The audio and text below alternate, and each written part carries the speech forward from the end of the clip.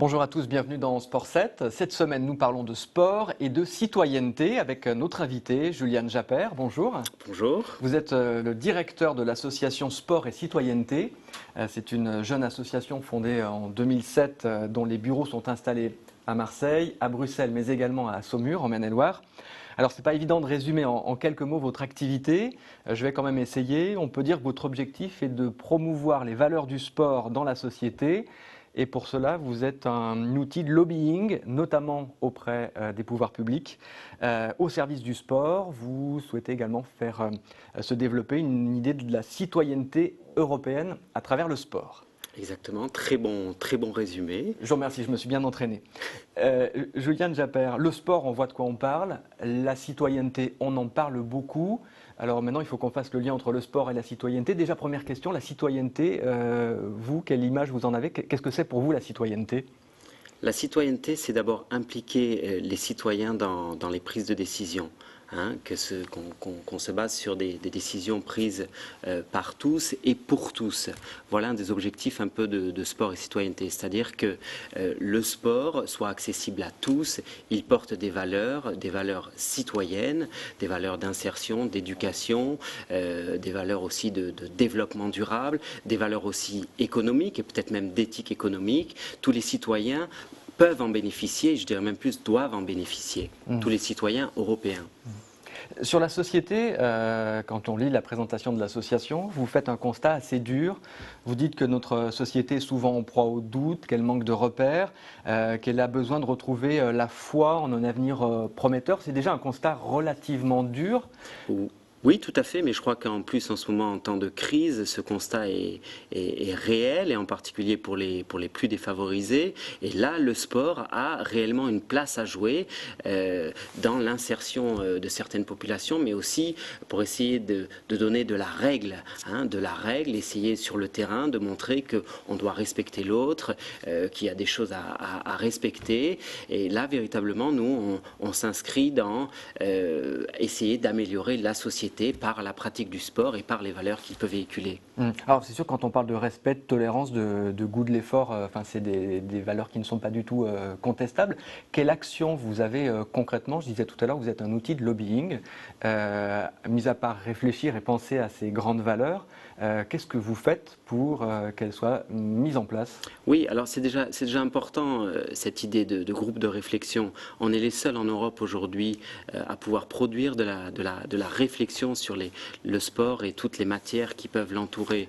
On est une cinquantaine de scientifiques pluridisciplinaires en Europe et on propose de la matière politique, exactement, on fait du lobbying. Alors qu'est-ce que ça veut dire du lobbying? Ça veut dire influencer le droit, et le droit, tous, nous le subissons. Donc nous allons à Bruxelles aujourd'hui et nous influençons le droit communautaire qui peut avoir des répercussions sur les sportifs du dimanche, mais aussi sur les sportifs professionnels, sur toutes les activités liées au sport. Voilà, donc concrètement, quand nous on fait avancer une loi, elle a des répercussions sur nous tous. L'arrêt Bosman, par exemple, c'est un sujet sur lequel vous avez réfléchi et sur lequel vous intervenez? Plus que réfléchi, puisqu'on a travaillé sur cet arrêt Bosman et maintenant on se questionne beaucoup sur les conséquences de cet arrêt, par exemple, pour les sportifs.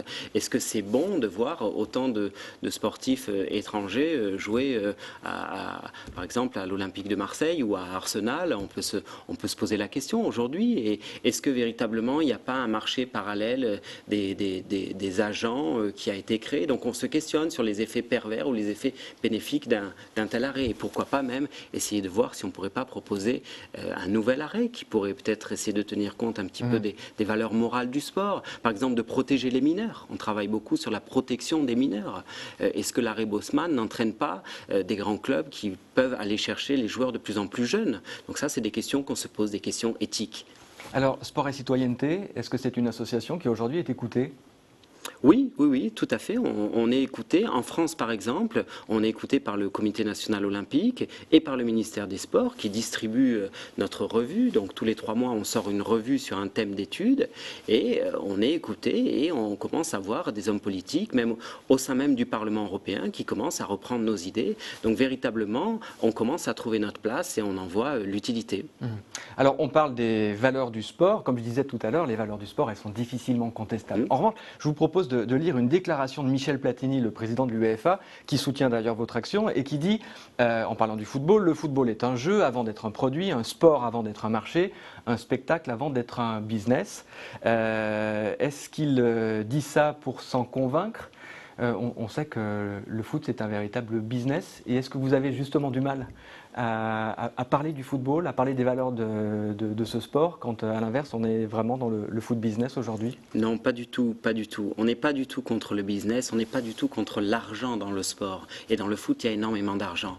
On se bat, et on se bat avec Michel Platini, et l'UEFA, c'est vraiment un exemple de bonne pratique pour que cet argent du football soit redistribué au foot amateur, mais aussi à d'autres sports. Il faut savoir que la vente des droits de la Ligue des Champions, un pourcentage de cette vente est redistribué au foot amateur, dans les clubs amateurs et dans les autres sports, dans les sports dits plutôt mineurs, donc ont moins de notoriété médiatique. Donc l'UEFA et Michel Platini ont raison, et pas de tabou de dire véritablement que le foot, et même dans ses aspects économiques, peut jouer un rôle bénéfique sur le foot amateur et le sport de masse. Comment est-ce que vous pourriez caractériser votre un petit peu ligne philosophique, c'est-à-dire quelle est la place du sport, comment il doit toucher les citoyens au plus près? Le sport doit être considéré comme une activité spécifique portant des valeurs éducatives, sociales. C'est véritablement ça qu'on défend aujourd'hui. Et au regard des institutions européennes, il ne doit pas être considéré comme une activité économique comme une autre. Si Renault et Citroën se battent pour vendre plus de voitures, Paris Saint-Germain et Olympique de Marseille ont besoin, les deux clubs, de rivaliser, et donc il n'y a pas de concurrence économique normalement. Donc on se bat là-dessus, on se bat pour que véritablement chacun ait sa place et puisse la défendre. Vous vous battez avec des sportifs. Oui. Il y a des sportifs qui sont vos ambassadeurs. Alors qu'on peut citer Michael Sylvestre, Marie-Claire Restou, la judoka. Quel est leur rôle? Alors, leur rôle est très simple. Ils complètent parfaitement les scientifiques et les experts qui travaillent sur chacun des thèmes d'études. Ils vont porter, grâce à leur image, des idées. On peut prendre par exemple Amélie Mauresmo, qui est ambassadrice de l'Institut Curie. Quand on a fait notre recherche sur le sport et la santé, elle a porté cette idée des bénéfices du sport sur la santé pour les femmes, une pratique régulière du sport pour les femmes qui peut entraîner une chance en moins de 30% d'avoir le cancer du sein. Donc elle, par sa notoriété, elle porte cette idée qui est défendue derrière scientifiquement par des médecins. Alors vous parlez des femmes justement, on va découvrir une photo puisque depuis ce week-end et jusqu'au 23 mars si je ne me trompe, le Centre d'art contemporain de la Maison Bouvel-Adubet à Saumur accueille l'expo de Muriel Franceschetti tirée de son livre Corps et âme, la passion du sport au féminin avec, c'est la photo de l'affiche, Florence Delahaye qui est une gymnaste. On va découvrir ensuite quelques photos. C'était quoi l'idée de cette expo photo? L'idée, c'est très simple. Elle est partie, on illustre notre revue à chaque fois par un artiste qui a travaillé sur le sport, un peintre, un photographe. Et pour notre thème d'études sport et femmes, on a trouvé que le travail de Muriel Franceschetti dans ce livre extraordinaire Corps et âme qu'elle a fait avec Sandrine Retailleau était magnifique. Donc on a illustré notre revue de cette belle photo et on s'est dit par la suite, ce qui serait assez exceptionnel, c'est de pouvoir en faire une exposition qu'on a amenée donc en Maine-et-Loire pour notre plus grand plaisir. On vous en remercie. On découvre une autre photo, Aya Sissoko, qui est une boxeuse. Le sport et les femmes, c'est très rapidement, on salue la qualité des photos, c'est très rapidement associé à la beauté. Oui, mais j'ai envie de dire que ce n'est pas qu'un sujet glamour, le sport et les femmes, même si le travail de Muriel ici est magnifique. Quand on voit Christine Aron... on découvre Christine Aron tout de suite d'ailleurs. Exactement, quand on voit Christine Aron en robe de soirée, on ne peut que se réjouir de cette exposition. Mais nous, Sport et Citoyenneté, on voulait aussi, et on a pu faire venir des sportifs de renom à Saumur, Stéphane et Odile Diagana, Marie-Claire Restou, Isabelle de Mongeau, les faire venir pour nous nous parler un peu du sport et des femmes et des sujets sous-jacents à cette thématique qui sont moins glamour. Alors par exemple ces sujets? Alors par exemple, vous savez qu'Isabelle de Mongeau porte auprès du ministère des Sports, de Madame Roselyne Bachelot, la question de la lutte contre le harcèlement et les violences sexuelles. Maintenant, il existe un numéro et on peut remarquer que beaucoup de personnes l'utilisent. Donc le harcèlement sexuel dans les clubs au niveau amateur, c'est une vraie question. On aimerait aussi amener cette question à un niveau européen, qui est un numéro de téléphone pour les victimes européens.